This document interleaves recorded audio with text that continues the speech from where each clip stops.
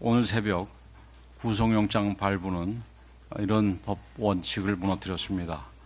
법원의 판단에 깊은 유감의 뜻을 표합니다. 이는 단순히 한 개인에 대한 예외적 대우를 요구하는 것이 아닙니다. 법치주의 가치인 임의수사 원칙, 무죄 추정의 원칙을 지키는 일입니다. 직무가 정지된 이후 대통령은 사실상 가택연금 상태에 있었습니다. 비상계엄 관련자들에 대한 수사는 이미 대부분 종료되어 중앙지법과 군사법원에 기소되어 있으며 단순히 전화기 하나 바꿨다고 증거인멸의 우려가 있다고 판단하는 것은 대단히 잘못된 일입니다.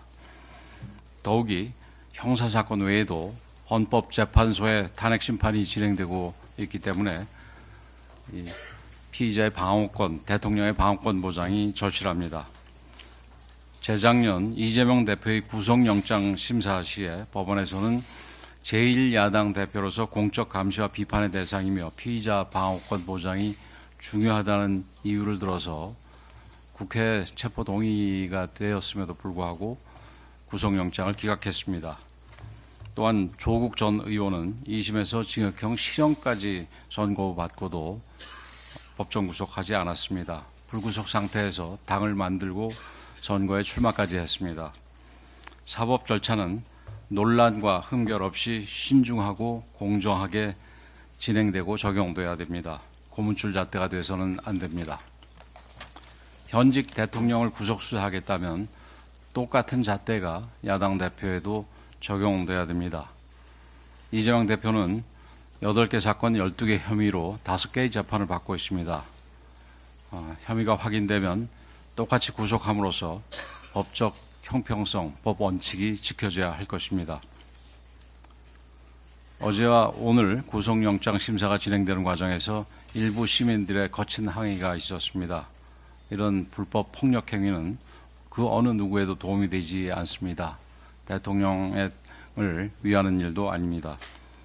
인류 역사에서 폭력은 대응하는 폭력을 낳고 그 폭력들이 극심한 사회적 혼란으로 이어져서 결국 히틀러 같은 극단적인 독재자의 탄생으로 이어졌습니다.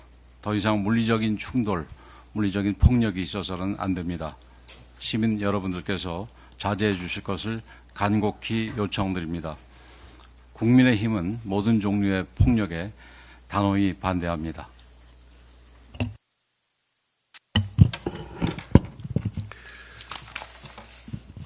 사상 초유의 현직 대통령에 대한 구속영장이 발부되었습니다.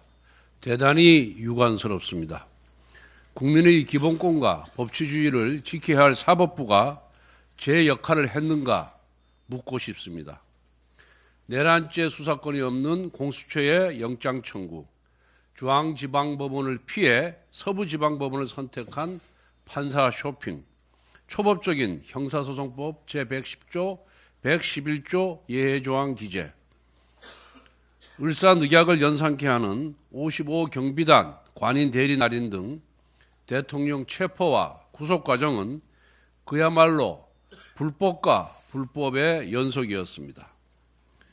2020년 권순일 대법원의 이재명 선거법 위반 무죄 판결, 2023년 이재명 위증교사죄에 대한 구속영장 기각, 2024년 위증교사죄 1심 무죄 등 사법부는 결정적인 순간마다 이재명 민주당 대표에게 면죄부를 주었습니다.